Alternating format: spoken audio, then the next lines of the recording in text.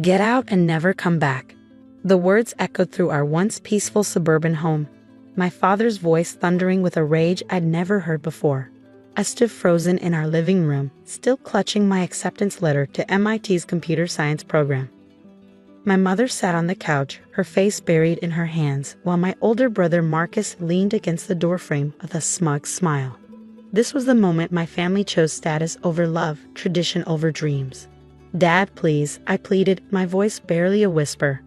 "This is a full scholarship. I wouldn't need any money from you." "Enough, Oliver." He slammed his fist on the coffee table, making the family photos rattle. Those same photos that showed us smiling, pretending to be the perfect family. "The Morrison name has been in law for 4 generations. Your grandfather built this firm from nothing. Your brother understands his duty, but you?" I glanced at Marcus in his perfectly pressed suit, recently made junior partner at Morrison & Sons law firm at just 26. The golden child who followed the predetermined path. "I want to create something of my own," I said, straightening my back. "Technology is the future, if you just listen." "Technology?" my father sneered. "Playing with computers? That's your grand ambition. While your brother handles million-dollar cases, you want to be some code monkey?" My mother finally looked up, her mascara smeared. "Oliver, please, just go to law school. We'd already have a place reserved for you at Yale. Think about the family name." The family name. Always the family name, never about what I wanted, what I dreamed of. "I'm going to MIT, I stated firmly. I got in on my own merit, not because of our name. My father's face turned an alarming shade of red. "Then you'll do it without our support. No money, no car, no trust fund. Nothing." "You can't be serious," I whispered, though I knew he was. James Morrison never made idle threats. "Choose now, Oliver, law school and your family, or this foolish dream and nothing." I looked around the room one last time. At my father's unyielding expression, my mother's tears, Marcus's satisfied smirk. This house had never felt like home, not really. It was a gilded cage where dreams went to die. "Goodbye then," I said quietly, turning toward the door. "If you walk out that door," my father called after me, "don't ever come back." I didn't look back.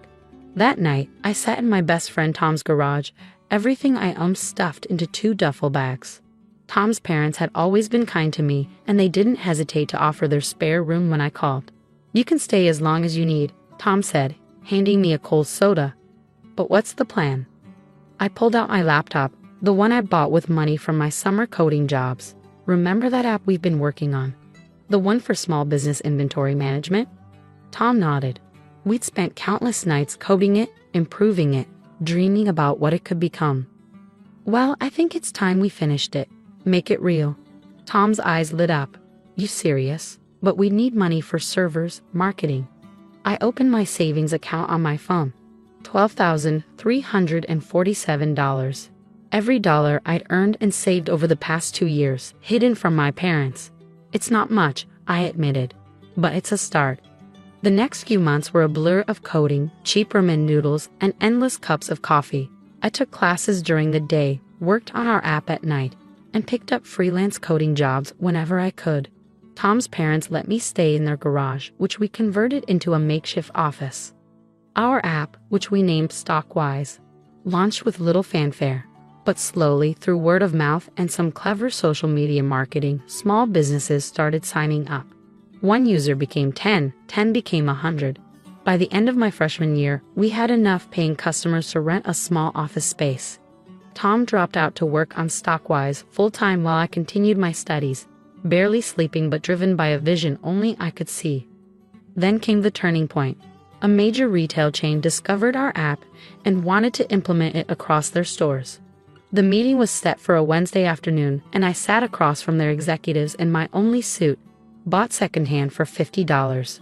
"Your software is impressive," their CTO said, studying me carefully. "But you're very young. How do we know your company will be around in a year?" I met his gaze steadily, because this isn't just a company to me. This is my life. I have no backup plan, no safety net. I will make this work because I have to. Something in my voice must have convinced him. They signed a contract worth $500,000, more money than I'd ever seen in my life. That night, as Tom and I celebrated with pizza in our tiny office, my phone buzzed. It was Marcus. "Hello, little brother," his voice dripped with condescension. "Heard through the grapevine that you landed a decent contract. Ready to admit your mistake and come home?" I ended the call without responding. 3 years passed in a whirlwind of growth. Stockwise expanded beyond inventory management into full business operations software. We hired developers, opened offices in 3 cities, and watched our user base explode. I lived in a small apartment despite our success, pouring every spare dollar back into the company. My only splurge was a decent laptop and a coffee machine that didn't leak. Then came the email that changed everything. Tech Weekly, the industry's leading magazine, wanted to feature Stockwise in their cover story. 30 Under 30, the future of business technology. The morning the magazine hit the stands, I was in my office reviewing acquisition offers from several major tech companies. Our valuation had just hit $40 million, and rumors of an IPO were swirling. My phone rang. Unknown number. "Oliver?" My mother's voice, tentative and strange. We just saw the magazine. Your father and we've been thinking." I cut her off. "I have a meeting in 5 minutes. Please, Oliver. We're still family." I looked at the framed MIT diploma on my wall, remembered the nights I studied while working 2 jobs, the meals I skipped to pay for textbooks. "Are we?" I asked quietly. "I have to go." I hung up, but I knew this wasn't over. The family that had thrown me out at 18 was about to discover exactly what I built from nothing. And I was ready for them. The calls didn't stop.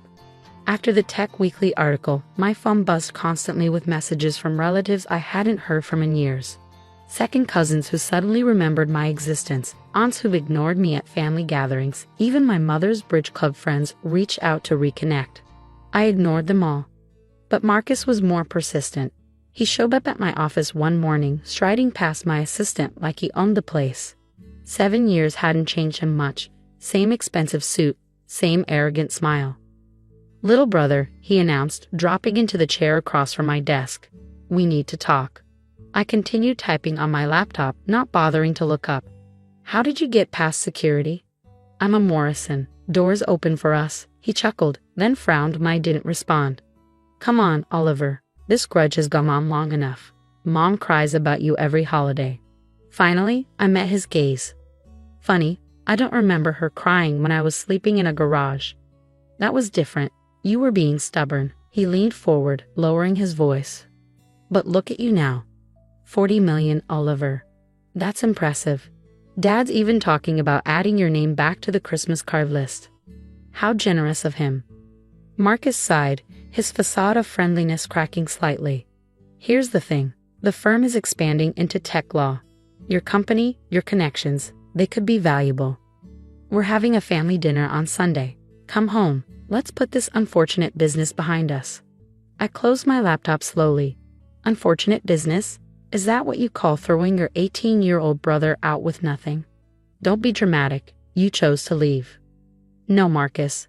I chose to follow my dreams instead of fitting into Dad's perfect plan. There's a difference. I stood up, straightening my jacket. "Now, if you'll excuse me, I have a meeting." "Don't be like this," he called after me. "We're family." I paused at the door. "Family? Let me tell you about family, Marcus. Tom's parents who gave me a place to stay when I had nothing. That's family. My first employees who worked for equity when I couldn't afford salaries. That's family. You're just people I share DNA with." The next day, my father tried a different approach. His secretary called to schedule a lunch meeting. "Mr. Morrison would like to discuss a potential collaboration," she said primly. I agreed, choosing an upscale restaurant I knew he'd appreciate. Let him see what his rejected son could afford now. He arrived precisely on time, looking older than I remembered. 7 years had added gray to his temples and lines around his eyes. But his posture was still military straight. "Oliver," he nodded, sitting down. "You look successful." "Amazing what playing with computers can accomplish," I replied, watching him wince at his own words thrown back at him. "About that," he cleared his throat. "I may have been hasty in my judgment. Technology is clearly the future, and Morrison & Sons needs to adapt." "And you want Stockwise to help you adapt?" He smiled, probably thinking he'd hooked me. "Think about it. The Morrison name in tech law, backed by cutting-edge software. We could dominate the market. Your brother's already working on the partnership agreement. Of course he is. I sipped my water. Tell me, Dad, did you read the whole article about me? He blinked, caught off guard. I skimmed it. There was an interesting quote. Want to hear it? I pulled out my phone and read. When asked about his incredible success, Morrison credits his drive to early hardship. After being cut off by his wealthy family at 18, he built Stockwise from nothing, working multiple jobs while attending MIT on scholarship. The color drained from his face. Oliver, that's ancient history. The article went viral, Dad. Everyone in the tech world knows how the mighty Morrisons threw out their son for daring to chase his dreams. Makes for a compelling story, doesn't it? The self-made success versus the old money law firm. What do you want? He demanded, his mask of civility cracking. Money? Public apology. I laughed, and for the first time in 7 years, I felt truly free. I want nothing from you. That's what you never understood. I didn't need your money or your name. I just needed you to believe in me. And now? Now? I stood up, dropping my napkin on the table. Now I have a company to run. Enjoy your lunch, Dad. I hear they make an excellent humble pie. But they weren't done yet. That Sunday, my mother tried her approach. She waited outside my apartment building, knowing I couldn't avoid her there. Oliver, please, she called out as I walked past. Just talk to me. I stopped, taking in her designer outfit, the expensive car waiting at the curb. What's there to talk about, Mom? I'm sorry, she whispered. We were wrong. So wrong. But we're still your parents. Don't you miss us at all? For a moment, I remembered being small, feeling safe in her arms. But that memory was overshadowed by the image of her sitting silently while Dad threw me out. I missed you every night I went hungry saving money for textbooks, I said quietly. I missed you when I graduated MIT, looking out at an audience full of proud parents while my seats were empty. I missed you when I landed my first major contract and had no one to celebrate with except my friend's family. Tears streamed down her face. We can make it right. Come to dinner on Sunday. Everyone will be there. We'll be a family again. I stepped around her, heading toward my building. I have a family, Mom. I built it myself, just like I built everything else in my life.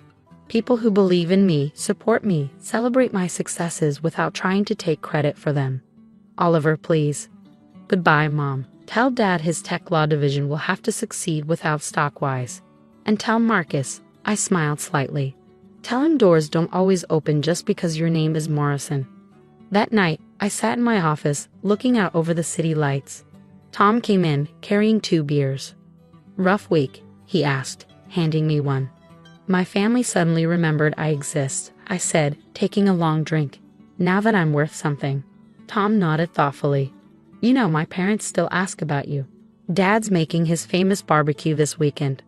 I smiled, remembering countless dinners at their house.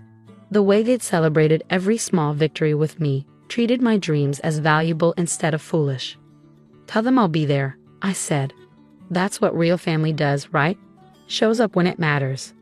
Tom raised his bottle. To family, the ones we choose. I clinked my bottle against his, to choices that make us stronger. The next morning, I walked into a board meeting to discuss our upcoming IPO. My phone buzzed with another message from Marcus. Don't be stubborn. Family is forever. I turned off my phone, smiling as I took my seat at the head of the table. He was wrong. Family isn't forever, not the kind that only loves you when you're valuable to them.